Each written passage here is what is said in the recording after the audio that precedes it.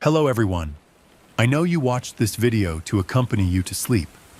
So if you like this video, don't forget to like, comment, and subscribe. Also, don't forget to tell me where you are from and what time you watched this video. Let's jump straight into the story. Story 1. In the heart of small-town Kentucky, the Varnell house stood as a forgotten relic of another time, until a contractor's hammer broke through the attic wall and unearthed a chilling secret.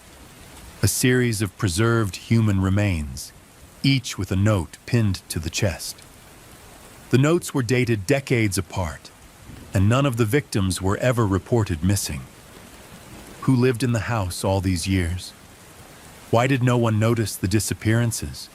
And most disturbing of all, was the killer still among them?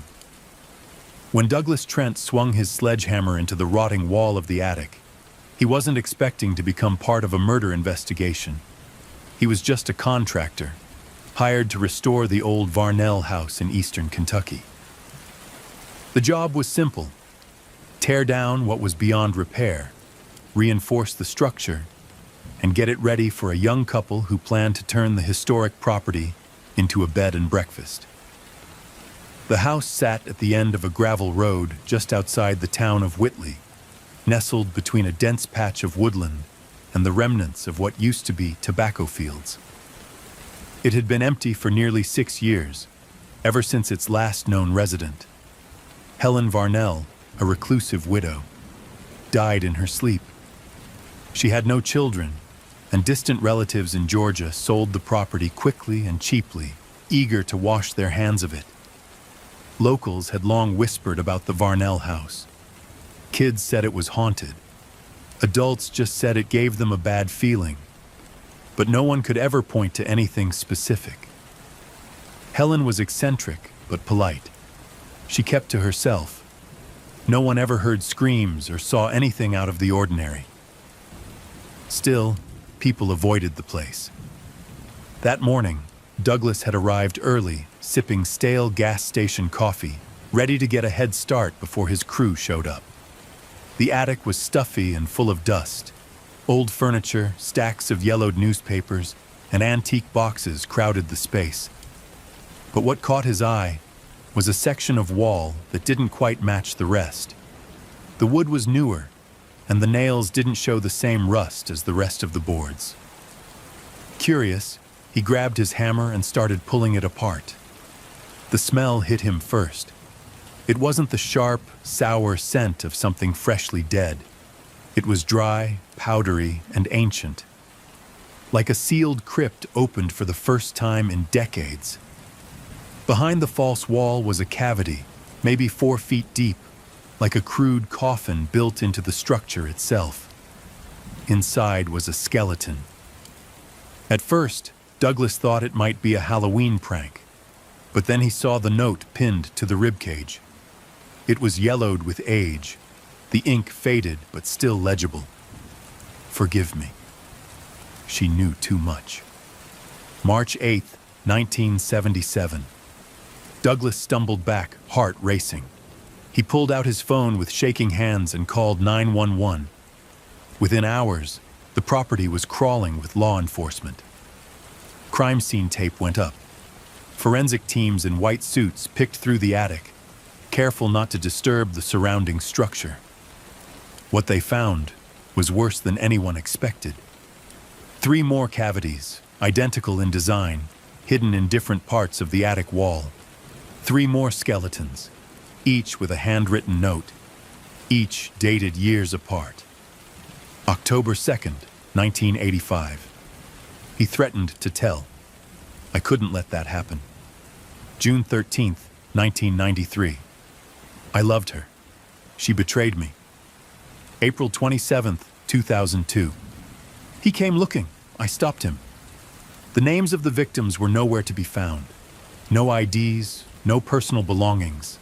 Nothing to even suggest who they were. Just the bones and the notes. Detective Loretta Mendez, a 20-year veteran of the Whitley County Sheriff's Department, took one look at the scene and knew she was in over her head. She'd worked murders, sure, but never something like this. Never bodies spanning decades, hidden in a house that had been legally owned and occupied the entire time. She ordered a full forensic analysis and reached out to the FBI within 24 hours. The media frenzy followed soon after. Reporters camped outside the property. News vans blocked the narrow country road. Everyone wanted to know who the victims were, who put them there, and how no one noticed until now. But as investigators dug into the history of the Varnell house, the mystery only deepened. Helen Varnell had lived in the house alone since 1969, after her husband Harold died of a heart attack. Before that, the property belonged to Harold's parents, who'd built the original structure in the 1920s. The Varnell family had occupied the home for nearly 80 years, but none of the family's known history gave any clue to the horrors within its walls. Helen's obituary painted her as a quiet, kind woman. She had no criminal record, no complaints from neighbors, no signs of mental illness or violent behavior. She was a Sunday school teacher, for God's sake. So how did 4 people end up entombed in her attic? And what did the notes mean? Detective Mendez started at the beginning. With the first dated note from 1977, she combed through missing persons reports from the region, hoping something might align. But nothing in that year, or even the surrounding 2 years, seemed to match the skeleton's likely age, gender, or height, based on preliminary forensic estimates. Then came a breakthrough. The DNA lab identified one of the victims. The remains associated with the 1993 note belonged to a woman named Carrie Lynn Booker, age 32 at the time she went missing. She had been a traveling insurance agent from Indiana, reported missing after she failed to check into her hotel in Knoxville during a routine sales trip. No one ever suspected foul play. Her car had been found abandoned at a rest stop off I-75. Police assumed she was a victim of robbery or wandered off in distress. Her case had gone cold in less than a year. But now, 30 years later, she'd been found. Buried in the attic of a Kentucky home she had no known connection to. The investigation shifted immediately. Detectives began examining missing persons cases from nearby states, stretching the search radius out to 300 miles in every direction. Still, the deeper they looked, the stranger it got. None of the other 3 victims were ever reported missing. No DNA matches, no dental records. It was as if they'd never existed. Ghosts entombed by someone who wanted them to disappear forever. And someone who left behind strange confessional notes, as if the killer felt guilt, or perhaps wanted to be caught. Detective Mendez made a decision. She would build a timeline of everyone who had ever lived in or visited the Varnell house. She started with property records, tracing them back to the original owners. Then she moved to utility bills, letters, school enrollment records, even church directories. Anything to track who came and went. But one name kept showing up in unexpected places. Wallace Griggs. He wasn't a family member, not officially, but he appeared in letters addressed to Helen in the 70s, and on a work invoice dated 1985 for general handyman services, the same year as the second victim's death note. Mendez pulled his background. Wallace Griggs was a drifter. Born in Virginia, moved through Tennessee, Kentucky, and Ohio over the years. No permanent address, no known children or spouse. But he did serve a brief stint in county jail in 1992 for trespassing on a private property just 10 miles from the Varnell house. When detectives tried to find him, they discovered he died in 2003, just a year after the final victim's estimated date of death. Did Wallace Griggs live in the house with Helen? Was he a boarder, a secret lover, or something darker, an accomplice, or the killer himself? The only person who might have known the truth was Helen Varnell, and she'd been dead for years, or so they thought. A neighbor came forward, claiming she'd seen Helen just 2 years ago, long after her supposed death. "I swear on my mother's grave," said Nancy Boland, who lived across the woods. "It was her. She was standing in the upstairs window, just staring out."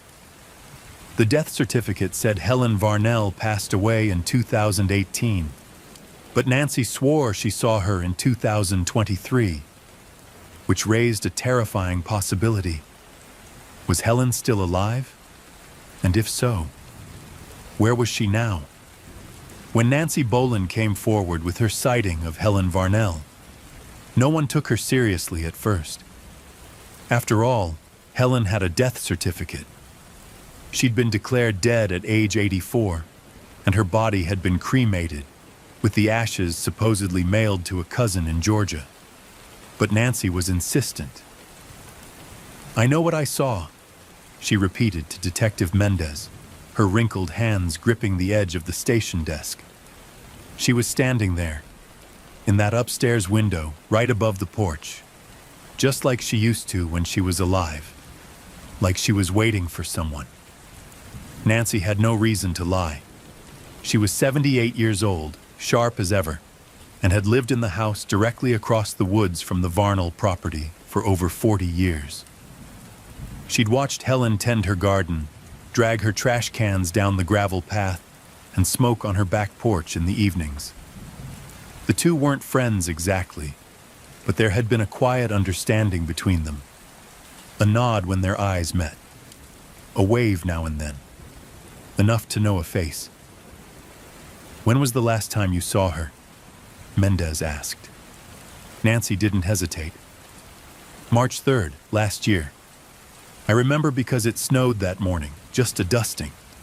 She was up there, staring out. No lights were on in the house, just her face in the glass. And then she stepped back and was gone." If Nancy was right, that meant Helen Varnell had been alive 5 years after her reported death. That made Mendez uneasy. She pulled the death certificate from records. It listed cause of death as natural causes. Attending physician, Dr. Calvin Rowe. Cremation ordered by a cousin, Gwen Varnell of Macon, Georgia. She called the cousin first. Gwen answered on the second ring. Her voice was wary. "Detective, I only ever met Helen once," Gwen admitted. "I inherited the house by default. We weren't close. My father handled everything. When we got the call that she passed, the paperwork came through, and we signed what we needed to. The ashes were sent to us, yes. But who's to say what was really in that urn?" It was an odd thing to say. Gwen's voice had a hint of resentment, as if the house had been a burden she was glad to offload. Mendez asked about the doctor, Calvin Rowe. "I don't know him," Gwen said. "He wasn't family.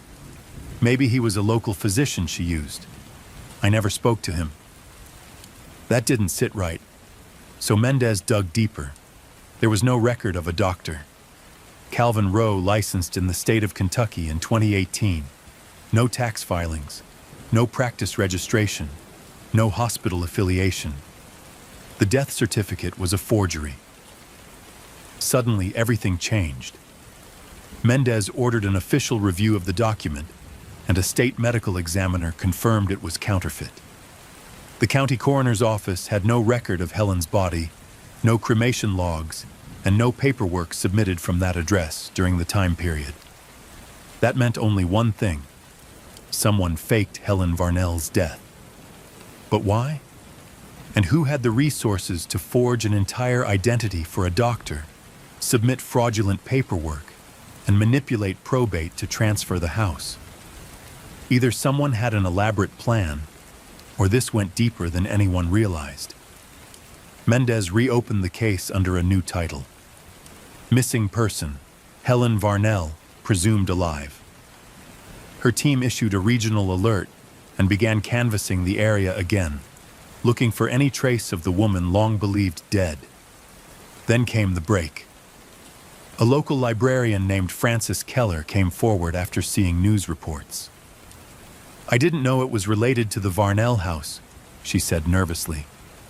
"But I remember this one time, maybe last summer. A woman came in, older, looked frail. She was asking for books on embalming and home preservation techniques." Frances paused. She never gave a name, paid in cash. But I remember her hands. She wore gloves, even in July. And her eyes. She looked like she hadn't slept in years. Frances pulled surveillance footage from that week. The grainy black and white image showed a hunched woman in a long coat and wide-brimmed hat, head down. But Mendez recognized the shape of her face. Even through the blur, the bone structure matched known photos of Helen Varnell from her 60s and 70s. She was alive and walking free. But why the gloves? Why the interest in embalming? And more importantly, where had she gone? The team pulled receipts from local pharmacies, supply stores, and even veterinary offices, casting a wide net for any purchases that might suggest someone preparing to hide, preserve, or manipulate human remains. That's when they found the receipt.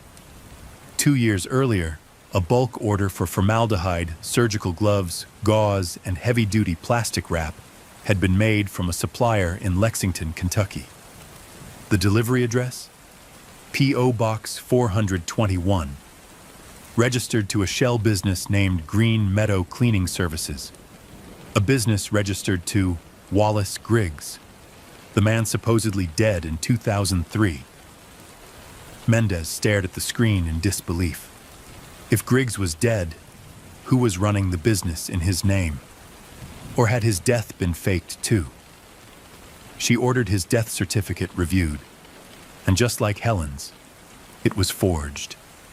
There was no record of a burial, no medical certification. The funeral home listed no such service on that date. Wallace Griggs may still be alive, or someone was using his identity. Then came another shock. A forensic anthropologist reviewing the attic remains made a startling discovery. The oldest skeleton, the one with the 1977 date, had a healed break in the femur. A break that had been treated with a very specific type of metal pin no longer in use after 1975. She sent the serial number on the pin to a medical implant registry.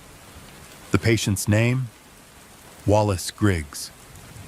The killer had entombed someone in the wall with his own implant. It was a classic misdirection, which meant the body buried under the name of Wallace Griggs was someone else, and the real Griggs had staged his own death. But how? And why would he and Helen fake their deaths and vanish, unless they were complicit in something horrifying? Mendez was now convinced. The Varnell house had not just been a dumping ground. It had been a carefully managed graveyard, curated over decades by two people who had mastered the art of living in plain sight, while hiding unspeakable secrets. A new team of cold case analysts was brought in. They ran composites of the unidentified skeletons, built facial reconstructions, and began circulating them to law enforcement databases and public agencies. Weeks passed. Then, finally, one match. The victim dated June 13th, 1993. I loved her. She betrayed me. Was positively identified as a woman named Marcia Kane, age 28 at the time of her disappearance. She'd been a nursing student in Ohio. No family left. No known reason to be in Kentucky. But she had one key link: a part-time job working home care for elderly patients. One of her last known clients? A man named Wallace Griggs. He had used a fake name, William Garrett, but left behind a signed check stub that bore his real signature. Marcia had known him. She had likely been lured to the Varnell house, or somewhere nearby, and she never left. Mendez stood in the attic again, weeks after the initial discovery. Sunlight filtered through the cracks in the roof. Dust danced in the air. The smell of old wood and mildew lingered, but the space felt different now. Not just eerie, but alive. Like the house was keeping secrets even now. One of her techs had been reviewing photographs of the attic taken during the initial discovery. He noticed something strange about one of the remaining walls. "The wood looks newer," he said, "just like the false panels where the bodies were hidden. Only this one's behind a built-in shelf." Mendez ordered it removed. The shelf came off with a groan. Behind it, a door, a narrow, hidden compartment no wider than a crawl space. Inside, they found a journal, bound in cracked leather, pages yellowed. It belonged to Helen Varnell, and the first line chilled Mendez to her core. "They think I'm dead, but I've never been more alive." Detective Mendez stared at the cover of the journal, its worn leather almost black with age. She didn't open it right away. Instead, she called in her evidence technician to photograph every angle. Gloves on, tweezers, documented chain of custody. This wasn't just a diary. This was a possible confession. Once the book was safely bagged and brought back to the precinct, Mendez took a deep breath and began reading. The first few entries were simple. April 9th, 1981. The rain is heavier than usual. Wallace thinks the roof will need repair soon. I told him to wait. The attic keeps its secrets better when the storm drowns the silence. Odd. It didn't take long before the tone shifted. June 12th, 1982. The first one didn't mean to die. He fought too hard, too loud. Wallace panicked. I told him the walls would hold. I didn't lie. Mendez felt a cold pit form in her stomach. Helen wasn't an innocent bystander. She was a willing accomplice. October 3rd, 1984. He says I'm the only one who understands him. I don't correct him. Understanding is dangerous. He trusts me. That's enough. I cleaned her face, wrapped her in silk. It was the least I could do. She looked peaceful. They always do, when the screaming stops. The entries continued for decades, often vague, poetic, and haunting. But the themes were unmistakable. Manipulation, murder, concealment. Helen and Wallace had been living together in the Varnell house, undetected, for years, well past both of their reported deaths. Helen detailed how they'd both staged their disappearances using fake documents and a network of identities purchased through back channels. She referred to the broker multiple times, someone who provided forged documents, phony death certificates, even cremation paperwork for the right price. March 2nd, 1999. The broker says he wants more now, not money, a name. Wallace says to give him Lydia. I say no, she's pregnant. He smiles and says, all the more reason. Keeps things interesting. We compromised. The drifter got the wine. Lydia leaves tomorrow. I'll send a warning. It was too late for Lydia, if she ever got out. The journal mentioned at least 14 victims by name or description. Several entries used only initials or nicknames. The sailor, baby teeth, the screamer. But others were more detailed, like the man in 1987, August 5th, 1987. He knocked on the door during dinner, said he needed gas. Wallace invited him in, said he'd help. I tried to stop him. The boy couldn't have been more than 17. He cried so much. It's worse when they cry like that. I couldn't finish my soup. The entries showed a chilling progression, from complicity to normalization. Helen had once resisted, even mourned the victims, but by the mid-90s, her tone was detached, even proud. May 14th, 1996. 6 now. 3 in the crawl space, 2 in the attic. 1 somewhere else. Wallace says I'm good at remembering. I told him I was a nurse once. He laughed. You still are, he said. You help people pass. One passage stunned the team. December 9th, 2003. I told the world Wallace was dead. He liked the idea. Make me a ghost, he said. Let me haunt them. The funeral was quiet. No casket, no mourners, just me and the paper. The broker filed the certificate. Now it's just me and the house and the breathing in the walls. If Helen faked Wallace's death in 2003, but continued referencing him afterward, that meant he had remained in the house, even after his death. Some entries hinted at conflict. June 7th, 2011. He's growing reckless. Left blood on the stairwell. The freezer shorted out, had to burn the sheets. He blames me. Says I'm slipping. Says it's time to find a replacement. I laughed too loud. He didn't like that. One entry made Mendez's skin crawl. October 19th, 2013. The girl from the university is sweet. She plays piano. Wallace says she reminds him of someone. I asked who. He said, doesn't matter. She won't be here long. I told her to leave. She didn't listen. A quick call to the nearby university's missing persons database turned up a possible match. Angela Reed, age 22, vanished in October 2013. Music student. Last seen attending an off-campus recital near Route 52. No leads had ever panned out, until now. Angela's face was reconstructed from the remains in the attic. It was her. Helen had tried to warn her, but failed. As the journal progressed toward the late 2000s and 10s, the entries grew less frequent, but more erratic. Spiraling thoughts, fragmented sentences, paranoia. January 3rd, 2016. The bones whisper at night. He talks to them. I don't sleep anymore. July 21st, 2017. They asked about the smell. I said raccoons. They asked again. I said it louder. March 3rd, 2018. The neighbor saw me. She knows.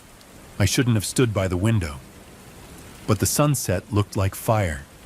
That last line matched the exact date Nancy Boland had claimed to see Helen in the window. It wasn't a hallucination. Helen had been alive, hiding in plain sight. And just like that, after that entry, the journal stopped. No April, no May, nothing after March 2018. So what happened next? For all Mendez knew, Helen might still be in the house, hiding, or she'd fled, disappeared again, maybe even died, finally, for real this time. The attic was fully re-inspected. The crawl spaces, basement, walls, all cleared. No signs of recent activity, until one of the forensic techs pulled Mendez aside. We missed something, he said. There's a storm drain behind the house, covered in moss and branches, leads out to the ravine. They cleared it. A narrow concrete tunnel ran under the yard, hidden for decades. Tall enough for a person to crawl through, maybe even walk if they ducked. Footprints, old but visible. And further down the pipe, wedged in a metal grate, was something worse. A shoe. Size 6 women's loafer. Traces of blood. A DNA test confirmed it belonged to Helen Varnell, but there was no body, no trail beyond that point. Just the slow, muddy creak and silence. Had she died there? Escaped? Or staged her vanishing act all over again? Mendez stood at the edge of the ravine and stared down.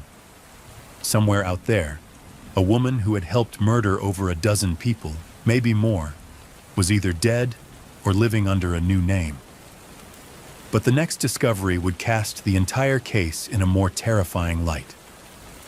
While reviewing the journal again, a sharp-eyed analyst noticed something. Patterns.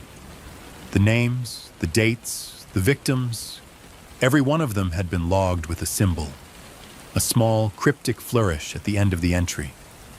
Most were just dots, X's, or small crosses, but occasionally one symbol repeated. A tiny triangle enclosed in a circle.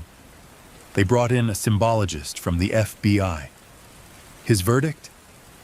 That's an esoteric marker, tied to an old Appalachian ritual sect, the Third Gate, thought to be extinct. It wasn't just two murderers in an old house. It was something deeper, a pattern, a doctrine, a ritual. And the Varnell house may have only been one chapter in a much bigger story. The discovery of the triangle and circle symbol shifted everything. Detective Mendez, hardened by years of grim cases, suddenly found herself consulting with anthropologists, folklorists, and federal analysts. What had started as a local cold case with human remains and a hidden journal now appeared to have ties to something older, stranger, and possibly far-reaching. The term Third Gate surfaced repeatedly in Helen's entries, but it was subtle, never directly explained. She referred to Wallace's ascension after the second gate and made cryptic notes like February 22nd, 1993. He says the third gate requires sacrifice. I ask, of who? He smiles. Whoever resists. I didn't ask again. Mendez brought in Dr. Felix Horn, an expert in obscure American occult groups. He arrived in Dalton wearing a linen vest and wire-rimmed glasses, carrying a box of old Appalachian texts and journals. I'll be frank, Horn said, flipping through Helen's journal with a gloved hand. This triangle and circle motif dates back at least to the 19th century in this region. It was tied to a breakaway sect of a larger apocalyptic group known as the Church of the Atoned Flame. Mendez had never heard of it. Most haven't, Horn replied. They were never large, never formal. Think of them as spiritual scavengers, taking scraps of Christianity, folk magic, and doomsday prophecy, and mixing them into something uniquely grotesque. According to Horn, the gates were stages of spiritual purification through death. Not metaphorical death, literal. First gate, the shedding of the past, symbolized by fire. Second gate, the silencing of the self, achieved through the taking of another life. Third gate, the awakening, achieved by surviving the taking of many lives. It's a serial killer's theology, Horn explained, but it provided justification, ritualized structure to what Wallace and Helen were doing. And then he said something that made Mendez's blood run cold. This isn't an isolated case. I've seen the symbol before. Once, 10 years ago, South Carolina, a cabin fire, 5 bodies, never solved. Mendez asked for details.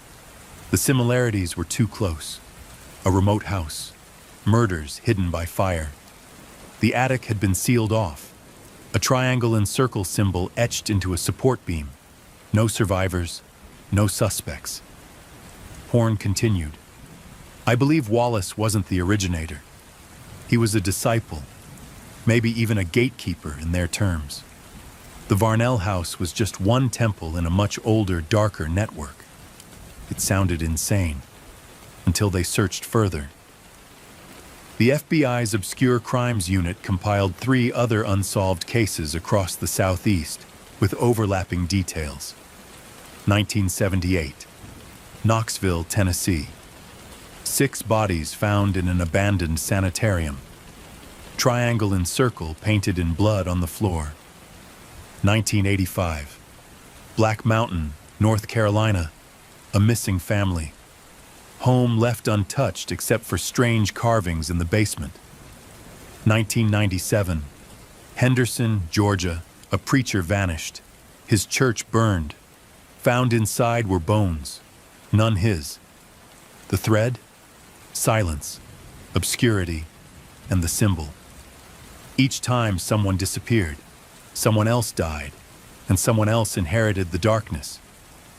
In Helen's journal, there was one final reference that mattered, April 4th, 2018. The voice said, "It's time. The third gate is near."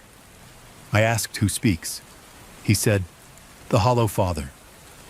Wallace never called him that before. Something's changed. I'm afraid. It was the last written line before silence.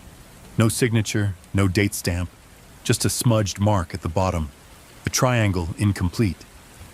Mendez didn't know what it meant, but she wasn't ready to dive into cult theories yet. She focused on hard facts. A new team was dispatched to comb through Varnell House again, this time specifically searching for symbols, altars, markings, anything religious or ritualistic. They found it in the basement. Behind a false wall in what had once been a coal room was a hollow space. Inside, an old wooden chair, rotted with age. Dozens of bones, arranged in concentric circles. The symbol carved into the concrete. A mirror, shattered. But strangest of all, taped to the back of the wall was a Polaroid photograph. Mendez stared at it under the forensic lights. Two people. Wallace Varnell, older, beard-grown, gaunt, pale, and beside him, a younger man, smiling. No name, no note. But the back of the photo was dated 2016. That meant Wallace had not only survived past his faked death in 2003, he had taken on a successor. Was this the Hollow Father, or someone else? Was he passing on the doctrine? Mendez issued a BOLO on the unknown man in the photo, but there were no hits. Then something chilling happened. A call came in from nearby Murray County. A woman, terrified, claiming her sister was missing, and the last place she went was to a property she was photographing for a historic registry. An old homestead, about 20 miles from the Varnell house. She sent a photo from her sister's phone. Mendez nearly dropped it. Etched into the front door frame, almost hidden in vines and dirt. The triangle in a circle. Another house, another shrine, another gate. The new location was a 2-story farmhouse at the end of a rural road near Crandall, Georgia. It had been empty for years, or so the locals believed. The land was overgrown, the mailbox caved in, and kudzu covered most of the porch. From a distance, it looked like the woods were trying to reclaim it. Detective Mendez arrived on site with a full team. The missing woman, Rachel Givens, 28, had last been seen photographing abandoned historical properties for a nonprofit preservation group. She was experienced, cautious, and never entered alone. But this time, her sister said, she was rushed. The house had been left off the historical registry due to unconfirmed folklore and owner resistance. In other words, it had a bad reputation, and no one wanted to touch it. Rachel had gone inside anyway. The team breached the house cautiously, announcing their presence. No immediate signs of movement. The first floor smelled like mildew and rot, but unlike the Varnell house, this place felt lived in.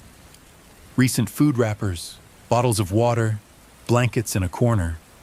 Someone had been staying here. As the team moved deeper, they reached the basement door.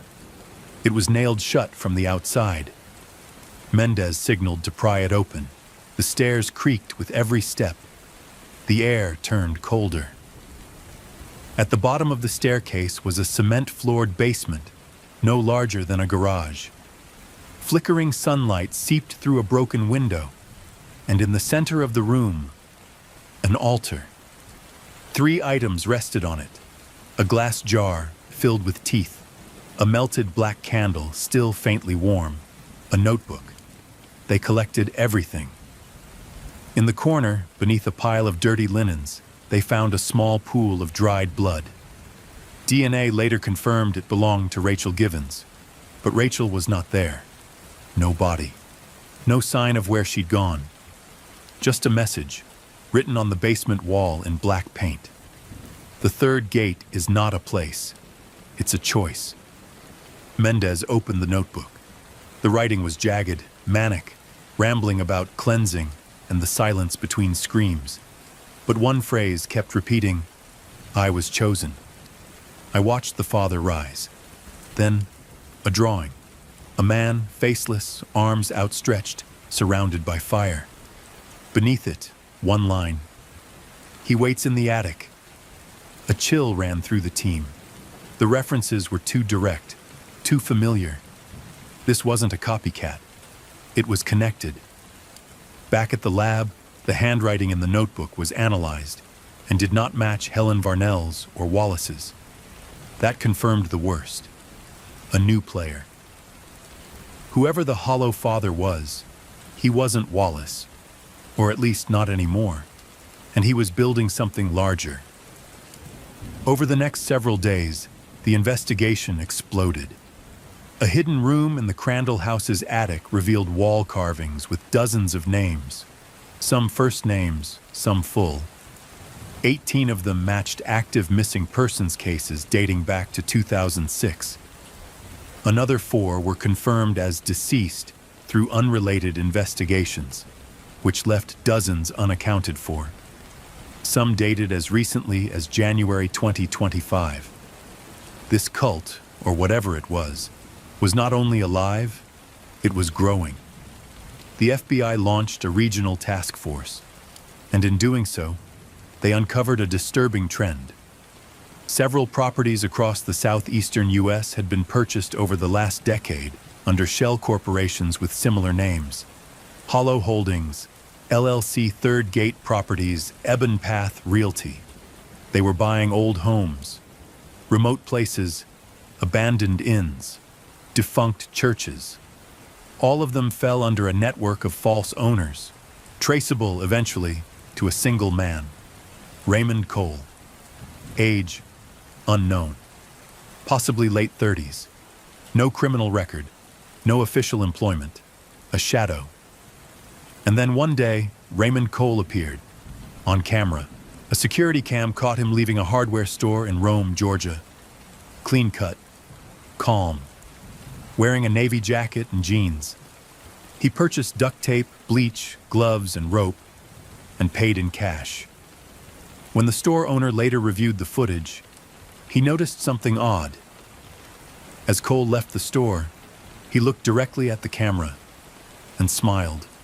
No attempt to hide, no fear, as if he knew someone would be watching. The FBI traced Cole to a small warehouse 15 miles away. By the time agents arrived, it had been cleared out. Except for one thing, a box. Inside it, a photo. Helen Varnell. Alive. Older, thinner, but unmistakably her. The image had been taken from a distance. She was walking through a farmer's market. No location listed. No date. Just scrawled on the back, Mother of the Gate. Mendez was stunned. Helen hadn't fled. She hadn't died. She was part of it now. Or worse, she had always been. What if she hadn't been manipulated by Wallace? What if she'd created Wallace? That theory got darker when they found a second journal at the bottom of the box. Helen's.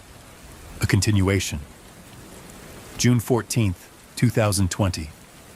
I miss the attic, it whispered. Raymond is stronger than Wallace.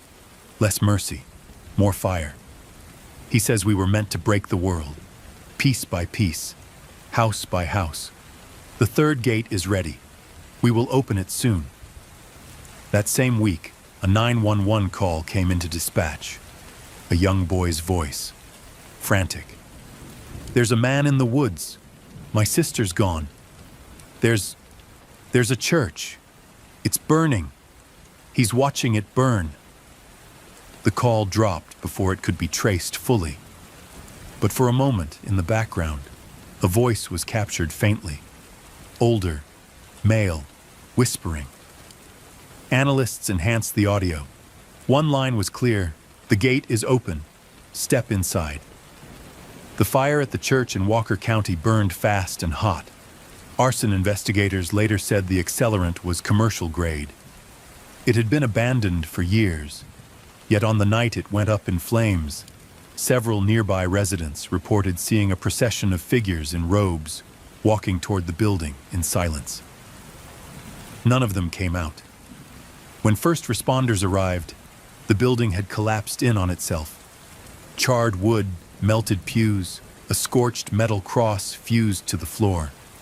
No bodies found. But inside the ash near what would have been the pulpit, the fire department found something bizarre. A sealed door. It wasn't part of the original church. It had been installed into the floor, metal bolted from below. When pried open, they found a narrow staircase descending into earth. The air that flowed out was damp and stale. The space below wasn't on any blueprint. Detective Mendez was called to the scene. What lay beneath the church wasn't just a basement. It was a bunker. Concrete walls, industrial vents, several rooms. In one, rows of empty beds. In another, a projector and screen. The final room, locked with chains, contained walls covered with drawings. Children's drawings. Each had the same symbol repeated again and again. Triangle within a circle. Sometimes drawn in crayon, sometimes painted.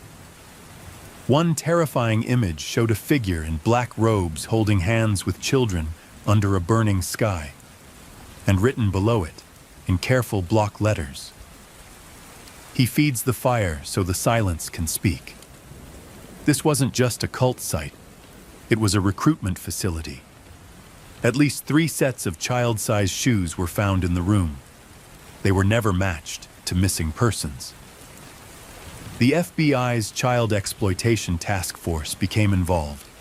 Every photo, every fiber, every scratch mark on the walls was cataloged. There were no fingerprints, no security footage, but the layout suggested the place had been in use recently, until the fire. That's when they got a break. A name etched into one of the bed frames. Eliza V. At first it seemed like another untraceable pseudonym, but a data analyst cross-referenced the name with Foster system records.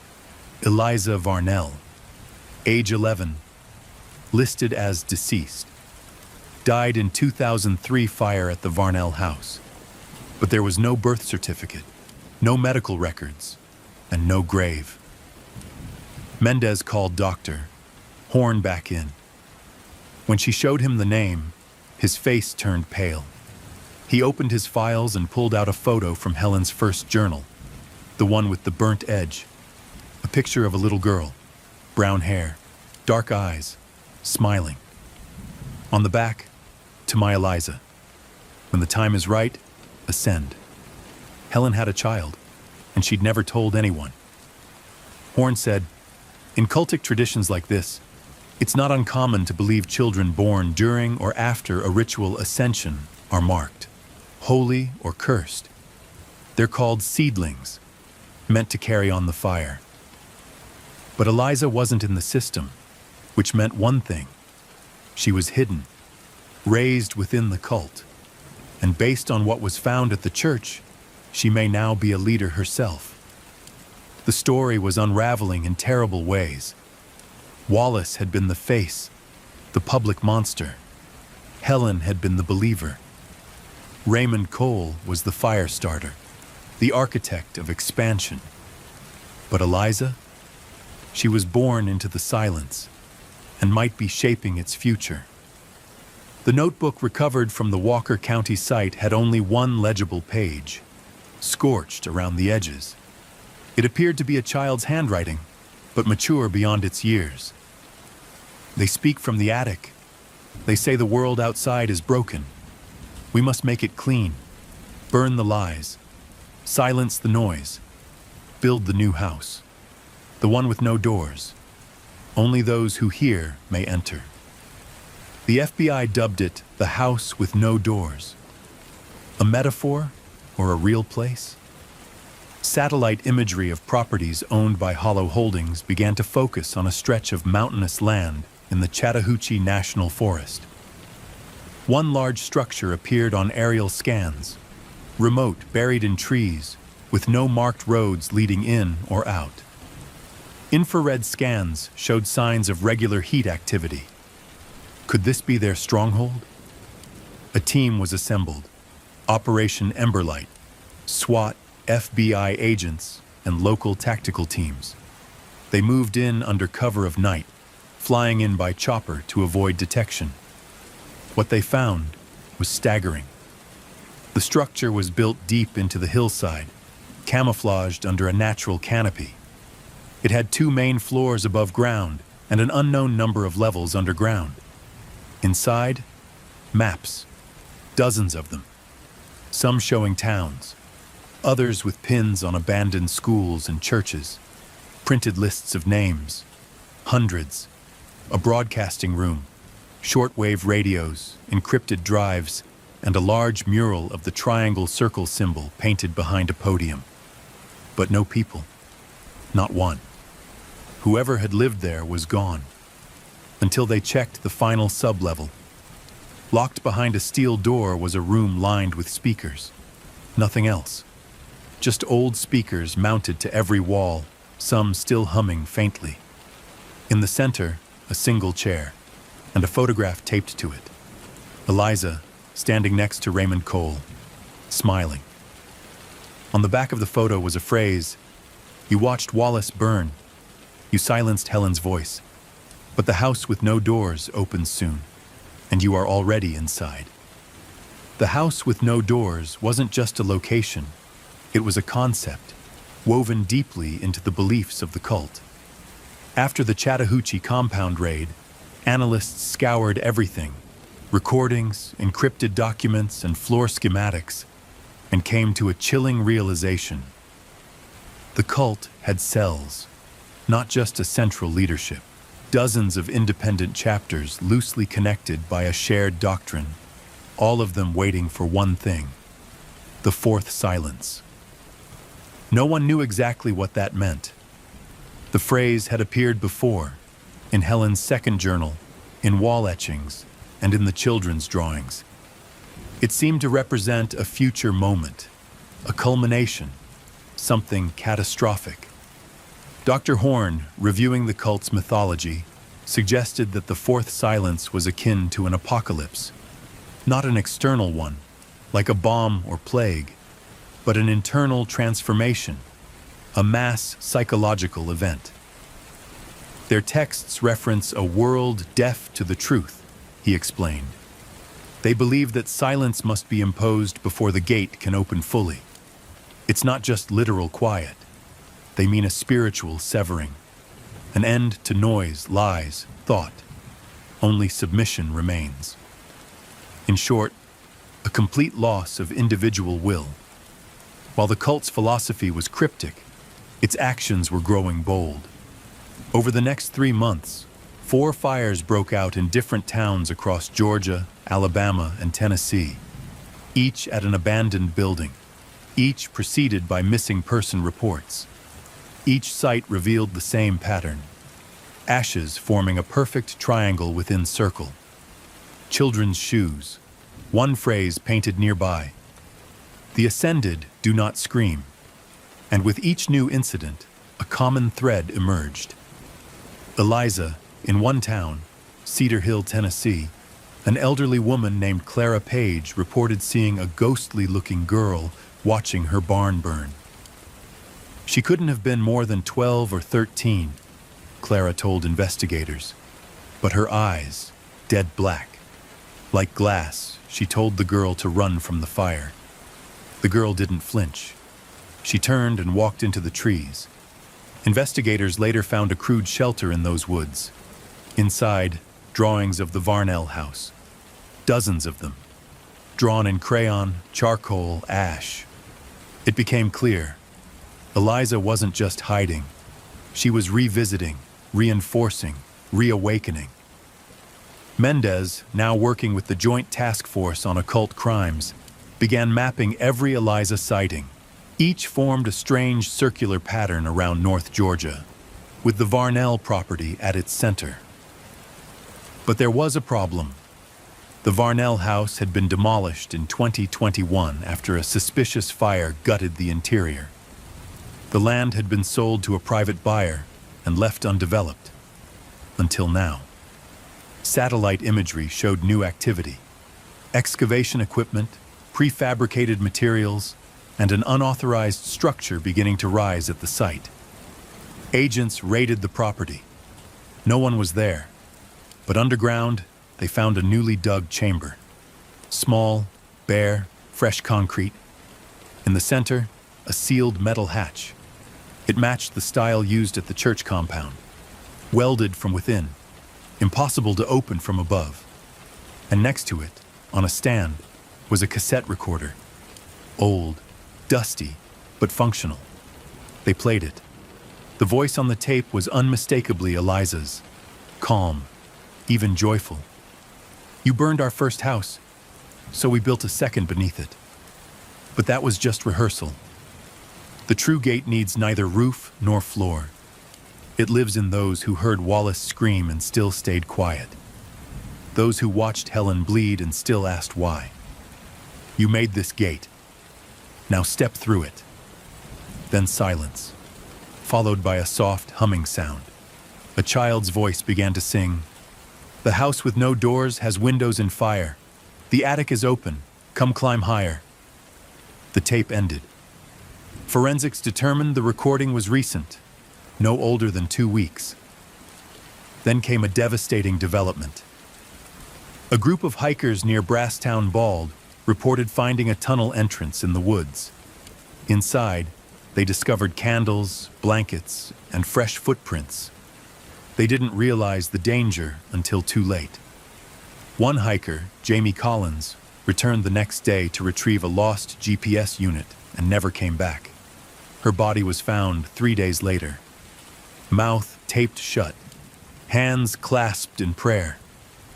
A triangle burned into her chest. The site had been turned into a temporary altar. Investigators noted no drag marks, no signs of a struggle, which led to a terrifying theory. Jamie had walked willingly, perhaps drugged, perhaps manipulated, or perhaps converted. Over the next month, Eliza's name began to appear online, on fringe message boards, TikTok rabbit holes, even encrypted forums where people spoke of her like a prophet.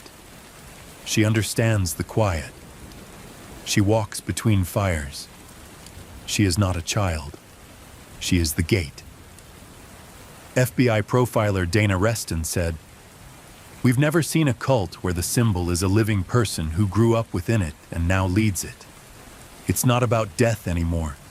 It's about infection of ideas." That's when law enforcement made a bold move. Go public. The Bureau released images of Eliza, warned of a dangerous domestic extremist network, and urged any witnesses to report sightings immediately. Some experts feared this would only elevate her. They were right. A week later, a video surfaced on the dark web, black screen, a voice over static. "You're chasing ghosts. You think we hide. But the gate is open now. You're just walking into the attic." Then, briefly, a shot of Eliza, eyes wide, smiling, standing on a burned rooftop, flashes across the screen. The footage ends. The metadata shows the video was uploaded from Varnell, Georgia. Rain poured down in Varnell, Georgia, the night they found the shrine. Hidden in an old storm drain beneath a stretch of cracked road, it was discovered by accident. 2 sanitation workers doing a routine check after flash floods receded. They thought it was just more debris. What they uncovered would launch the most intense phase of the investigation yet. The drain had been converted. Candles lined the walls, wax dripping onto rusted metal. Rotted children's toys, stuffed animals, broken dolls, were stacked in a makeshift altar around a scorched wooden box. And on the ceiling above the altar, written in ash and what appeared to be dried blood, "The gate is not a place. The gate is not a sound. The gate is what remains when silence is all around." Inside the box was a photo of Helen Varnell, bound and gagged mid-ritual, presumably taken during her final days. It had been altered, her eyes blacked out, and a triangle carved into her forehead. Pinned to it, a lock of hair. DNA confirmed it matched Eliza Varnell. It was a chilling act of symbolic separation. Eliza was cutting ties, not just with her mother, but with the past. She was moving into something new, something entirely her own. But what was it? Back at the FBI's Behavioral Analysis Unit, profiler Dana Reston analyzed months' worth of cult materials, journals, graffiti, recorded chants, and concluded that Eliza had evolved the belief system into something more virulent. She was no longer interested in hiding in attics or beneath churches. She wanted penetration into schools, cities, homes. Her doctrine, now called the Silence Doctrine, was spreading not just by fire or blood, but through language, phrases, songs, even children's games. One disturbing discovery was a jump rope rhyme overheard on a Georgia playground. 1 for the fire, 2 for the scream, 3 never wake, 4 starts the dream. The teacher who overheard it questioned the children. They claimed they learned it from a quiet girl with glassy eyes. Surveillance footage showed nothing. No stranger, no outsider. She had vanished, if she was ever there at all. At the same time, incidents across 3 states began surfacing. Teenagers disappearing. Church basements found with blood sigils. A podcaster in South Carolina received a voicemail of whispered chanting, followed by his own voice repeating, "I'm ready to ascend." He never made the call. The voice pattern was analyzed. The whisper was Eliza's. This wasn't haunting. This was infiltration. And the feds were always one step behind. It became clear that the house with no doors wasn't just a place or a prophecy. It was a network, an idea spread like a virus, passed from one mind to the next, mutating along the way. Dr. Horn proposed a new theory. Eliza Varnell isn't just leading them. She's becoming them. She's erasing herself, piece by piece, so her doctrine can live in others. She's turning her very identity into a myth, a weapon. Meanwhile, a tip from an anonymous burner phone led agents to a rural gas station near Ellijay, Georgia. Security footage revealed a girl resembling Eliza, buying a can of lighter fluid and a map. She looked straight at the camera, then winked. On the map, the Appalachian Trail, and a word scrawled across it. Silence. It matched a previous phrase from Helen Varnell's second journal. The path of ascension winds along the ridge. To walk it is to leave noise behind. Eliza was moving north. A mobile command unit was deployed to Blue Ridge. Drones were launched. Infrared was used to scan valleys and caves. But the closer they got, the stranger things became. Radio signals distorted. GPS coordinates scrambled. A team hiking into a marked hot zone vanished for 6 hours. When they emerged, they were uninjured, but different. One officer, Nicholas Red, began humming the same rhyme from the playground. Over and over. He had no memory of where he'd been, just one sentence on repeat. We're already through the gate. His vitals were stable. His blood work showed no drugs, but he refused to speak. He just smiled. They quarantined him. His smile never faded. That night, 4 more people across 3 counties were reported missing. In each case, family members claimed the person left in silence. No note, no bags, no trace. Just gone. In one home, police found a scrawled message in lipstick on the bathroom mirror. The attic was never above us. It was inside you the whole time. Public panic began to swell. Online forums exploded with speculation. Conspiracy theorists claimed the government was covering up a psychological weapon. Religious extremists called it the rise of the false prophet. A rogue subreddit named House with No Doors grew to over 150,000 members in a matter of weeks. Their tagline, "We don't follow Eliza, we become her." Authorities shut it down, but mirror sites sprang up instantly. The doctrine had left the woods. It had entered the bloodstream of the internet. Then came the event that changed everything. At a remote rest stop near Highlands, North Carolina, a school bus was found abandoned. Doors wide open, engine running, no children inside.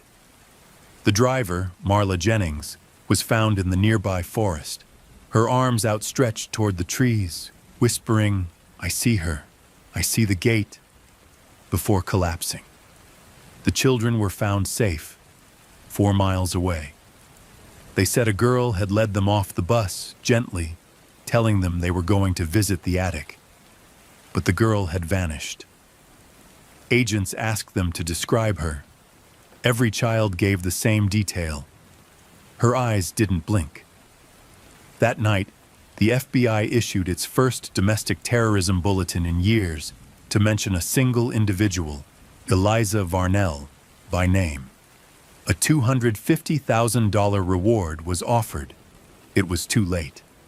The doctrine had reached critical mass, and somewhere in the Blue Ridge Mountains, a child who had never been born into the world now moved through it like a ghost, lighting fires in mines instead of churches. Because the gate wasn't a door anymore. It was a mirror, and people were beginning to look. By late spring, law enforcement, media, and fringe cult experts all agreed on one thing. Something unprecedented was happening. Not just a rise in criminal activity, but a psychological movement, decentralized and immune to traditional takedown methods. The belief system behind the house with no doors had metastasized, no longer dependent on Eliza's physical presence. She had become something else, a myth, a meme, a contagion. And for the first time, the FBI admitted it publicly. In a May 8th press conference, Deputy Director Leo Spader stood at the podium, pale and worn, and made a statement that echoed around the country. "We are not just dealing with a fugitive. We are confronting a domestic belief system that preys on isolation, silence, and trauma. It radicalizes not through speeches or gatherings, but through whispers, through fear, through mirrors." That last word was deliberate, because in the most chilling turn yet, cult behavior had shifted. People weren't just disappearing, they were transforming, in attitude, in manner, in belief, and always preceded by the same symptom: mirror fixation. Across 6 states, dozens of cases emerged. Teenagers staring into mirrors for hours, whispering strange rhymes. Adults waking up to find symbols drawn on their reflections in condensation. Entire families abandoning homes with "the attic opened" etched across bathroom vanities. One therapist in Asheville, North Carolina, reported 5 patients, none previously religious, who claimed they had seen the gate in their dreams and awoke to find a small triangle burned into their forearms. No fire, no wound, just there. And one phrase, repeated again and again: "She waits inside the mirror, not to be seen, to be become." Mendez was tracking these changes with growing alarm. He'd seen fanaticism before, but this was different. It was soft, viral, and disturbingly attractive to those in pain. "The cult used to pull people in with fear," he said. "But now they're offering relief. Eliza's message has changed. She's promising something quieter than peace: erasure." People who felt overlooked, unheard, or unloved were now walking toward her willingly, not as victims, but as volunteers. One of the most telling cases was Lisa Harmon, a 38-year-old nurse from Macon, Georgia. A dedicated mother of 2. No mental health history, no criminal record. She disappeared on April 19th. 3 days later, she was found in an abandoned motel on the edge of town, surrounded by candles, with dozens of photos of Eliza pasted to the wall. Eliza as a child, Eliza at the compound, Eliza in digital art-style composites, even renderings of what Eliza might look like at age 30. Lisa had taken all of them from the internet. When questioned, Lisa said nothing for 12 hours. Then she whispered, "She's not just coming. She's already inside. I saw her, she wore my face." Then Lisa began laughing, softly, constantly. She hasn't stopped since. Psychiatrists have no diagnosis. Meanwhile, intelligence analysts discovered a chilling reality. The cult's evolution was algorithmic. Social media data indicated the doctrine spread most efficiently through certain phrases embedded in ASMR videos, unlisted YouTube live streams, even TikTok mirror challenges. Each used a combination of audio triggers and rhythmic visual patterns that subtly matched the original Varnell chants. A rogue AI-generated video titled "Enter the Attic" was viewed 2.4 million times before being removed. It featured slowed-down images of a burning house overlaid with whispered affirmations. No sound, no self, no scream. The uploader was anonymous, but metadata traced it to a VPN IP linked to one of the original Varnell property deeds. Back in the mountains, strange occurrences were escalating. Campers heard crying in the woods, then laughter. Triangle-shaped crop patterns appeared in abandoned fields. And one night, a hiker near Blood Mountain recorded a faint audio anomaly on his phone. Children singing. Up the stairs, past the door, into dark where thoughts don't soar. One by one, we leave the skin. Come inside, the gates within. That's when a second wave of disappearances began. 37 people across 5 states, all within 2 weeks, all from different towns. No shared religion, no political links, no mutual contacts. Just gone. Only commonality? Every home had a mirror positioned in the northeast corner of a room. In each, fingerprints, small, childlike, were found inside the glass, not outside. Glass specialists said that was impossible, but forensic imaging confirmed it. Then came the incident that changed Mendez forever. He returned to his safe house apartment outside Atlanta after 3 days in the field. He locked the door, checked the windows. Routine. Then he entered the bathroom. His mirror was fogged from a leak in the radiator. He wiped it clean and saw her, just for a second. Eliza, standing behind him, smiling. But when he turned, the room was empty. The reflection lingered for a heartbeat, then vanished. He didn't sleep that night. He filed a report the next morning, but no one knew what to do with it. How do you catch an idea? How do you interrogate a reflection? That day, a new message appeared on the House with No Doors message board, now hosted on a dark net clone site. The gate isn't something you open, it's something you notice, too late. Ask not who walks through the attic, ask if you've already entered. And then the final, most haunting image yet, a low-res photo. A crowd of people walking toward a mountain trail, no one facing the camera. Leading them, a small girl with long dark hair. Captioned only, "She is leading them home." The final descent began not with an explosion or chase, but with a whisper. A whisper caught on an intercepted phone call between 2 self-described gatekeepers in rural West Virginia. The phrase wasn't new, but this time it came with a timestamp, a location, and a promise.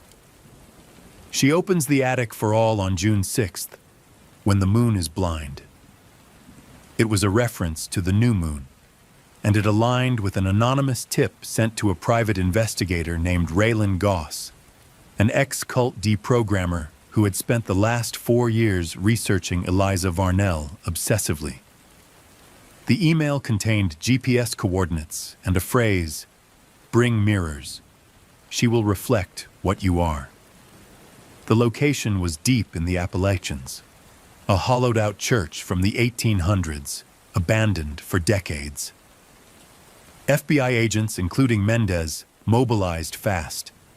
The Bureau coordinated with local law enforcement, National Guard surveillance drones, and infrared-equipped helicopters. The idea was simple: surround the site, identify Eliza, and end the mythology once and for all. They underestimated her.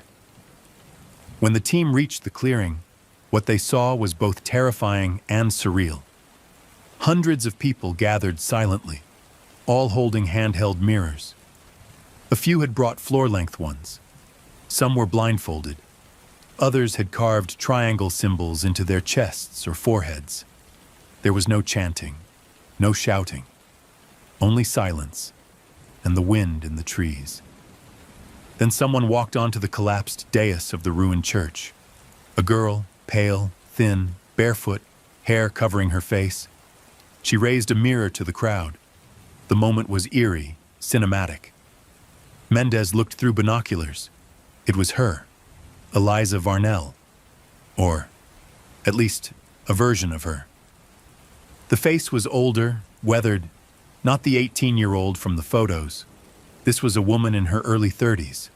Was it a sister, a double, a believer who had surgically transformed herself? Or was it Eliza, aged by time, pain, or perhaps something far worse? When agents advanced, the crowd responded in perfect unison. Each person turned their mirror inward and stared. Then they began to speak, not aloud, but in perfect synchronization, mouthing a phrase. No sound came out, but lips clearly formed the words, "We are the silence. We are the attic. We are the gate." That's when the signal cut out. All communication, satellite, radio, even cell, died across a 5-mile radius.